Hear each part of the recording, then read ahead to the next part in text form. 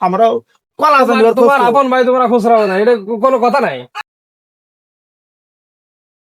এই খাইরুল ভাই, আরে ভাই তোমাকে কাজ বাজায় না, তোমার বড় ভাই এসে কবে ধরে আমার কাছ থেকে টাকা নেছে, টাকা দিয়ে নামে খবর নেই, তোমাকে কোনো কাজ হয় কোনদিনই করে? সে তার সাথে কোনো দেখা সাক্ষাৎ নেই, থাকে কোন জায়গায়? আমার বড় ভাই দিন রাত আমারও কষ্ট খেতে ওই টাকা দেওয়ার সময় কি আমার কইলে? টাকা দিয়ে সময় তা তোমার ভাই নেছে, তোমাকে একটা দায়িত্ব আছে না? আরে ভাই আমার ভাই নেছে শিমুল, তো তুমি শিমুলটা ধরো গে, আমারও ধরতিস ওটা, আমারও ধরতিস। সেই শিমুল তো ধরবো, তারে তো খুঁজে পাচ্ছি না, খুঁজে না পারলে ধর্ম কোন? তোমরা জানো না, খোঁজ খবর রাখো না? আমরা কলা জানি ওর খোঁজ তোমার খবর। আপন ভাই তোমরা খুচরা না, এটা কোনো কথা নাই। ও কি এত জায়গায় না তো আমি কি এরকম? ও পারলে ওরে ধরো গে, টাকা পয়সা বাবা তার কাছে ধরতিস তুমি আমাকে, পারলে ওরে ধরো গে। ওরেই তো ধরবো, এই টাকা পয়সা দেওয়ার সময় মানুষের স্টাম্প করে নেওয়া উচিত। খাইরুল ভাই না, এই খাইরুল ভাই দাঁড়াও দাঁড়াও দাঁড়াও, এই খাইরুল ভাই ওই তোমার ভাই শিমুল বুঝছো, ওই দিনা দায়িত্ব না দিয়ে ওই পাশে ব্যবসা বার আছে, ওই খামার করতেছে, ওই ঘের করতেছে। কেন ভাই বিনা দায়িত্ব দিতে সমস্যা কি ভাই? এক সপ্তাহ হয়ে যাচ্ছে ভাই, আমার টাকা লাগবে। তুই গরম দিছে কে আমার? হে শিমুল টাকা নেছে, ব্যবসা বাড়াচ্ছে, ব্যবসা বাণিজ্য আছে তার, ওকে আমার দরকে তারে তুই আমার ধরতিস কে?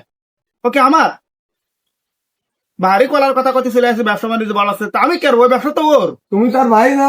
আমি তো ওর ভাই, তুই টাকা দেড়শো কথা কইলি ওরে দরকে পথে মোটে যার কায়দা নেই, এই দত্তে ও দত্তে সে দত্তে, ও ব্যবসা করে উল্টো বেলা দিচ্ছে মোটে সব।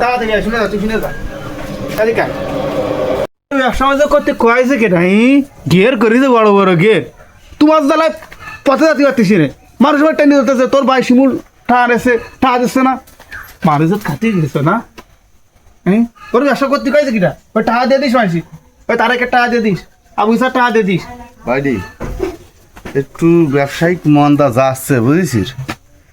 এখানে তুই তো আমার ভাই, তুই আমার একটু হেল্প করবি কি কি, সেই জায়গায় তুইও আমার ক্রিটিসাইজ করতেছিস, তুইও আমার এরম ভাবে করছিস। কিসের কেটে চাই? তোমার ব্যবসা করতে কয়েছে কিটা? তুমি ঘের করতে যাস ঘের, ওই পরে টাকা দিয়ে দিও, যেন কেউ আমার কাছে টাকা চায় না। আল্লাহ তুমি আমার এই বিপদের থেকে মুক্তি দাও, হাসান দাও আল্লাহ। হ্যাঁ ভাই, সব দিনা দায়িত্ব মাশাল্লাহ সব আমার শেষ হয়ে গেছে, কোনো ত্রুটি নেই ভাই। আর দোয়া করেন ভাই, দোয়া করেন।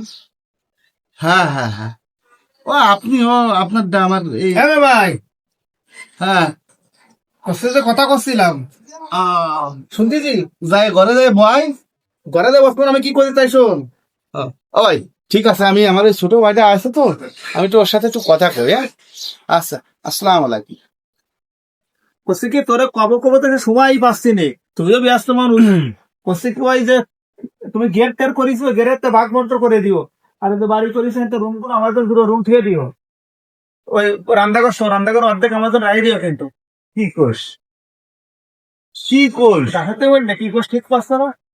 আমি কত কষ্ট করে দাঁড় দিনা ডুবিয়ে যাই আমি আমার ব্যবসাটা দাঁড় করালাম, সে সময় তোকে কারোর পালাম না, তুই তো আমার বিভিন্ন কায়দায় অপমান করলি। আমি যে সময় ঋণ হয়ে গলা পর্যন্ত আমার ডুবে গেল, সে সময় আমি তোরে পাইনি, তারপরেও বিভিন্ন ধরনের ক্রিটিসাইজ করেছি। আমি বহুত কষ্ট করে আমার বুক মাটিতে ঠেকে গেছে, সেই অবস্থায় আমি আমার ব্যবসাটাকে খুব কষ্টে মষ্টে দাঁড় করাইছি করে, আজকে আল্লাহ আমার দেশে সবাই সবকিছু দিয়ার মালিক আল্লাহ, তা আজকে তুই আমার কাছে ভাগ চাচ্ছিস। ভাগ চাবো না, এই জমি যাতে কি বাপ রাখে যাবে ভাগ করিস কোনোদিন? তুমি যে ক্ষেত কামারে করতেছ ওগুলো অজাবতা করে রাখো জমি, তুমি তো এনে বাড়ি করেছো, এগুলোকে ক্লিয়ার করে দিছো তুমি। কারণ বাড়ি করার আগে কেন তুই ভাগ করলি না?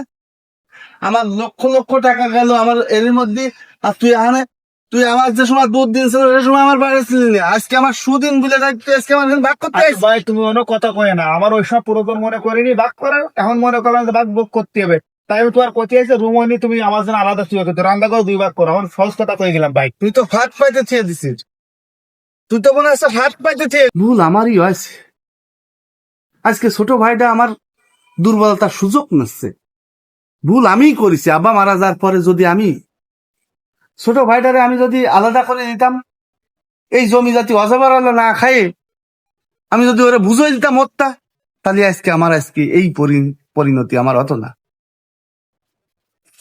যাক, তারপরেও এই সমাধান করতে হবে, দেখি মাতুব্বারের কাছে যাই, এখনই মাতুব্বারের কাছে যাতে হবে।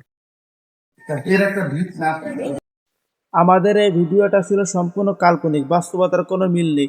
বাকি সমাজের সম্পূর্ণ বাস্তব একটা চিত্র তুলে ধরলাম। যখন ঋণ হয়, ঋণের বোঝাটা নিজেরই টানা লাগে, কিন্তু যখন লাভ হয়, ওই লাভের অংশটা সবাই ভাগ করে, চাই সে ভাই হোক অথবা বোন হোক অথবা প্রতিবেশী হোক।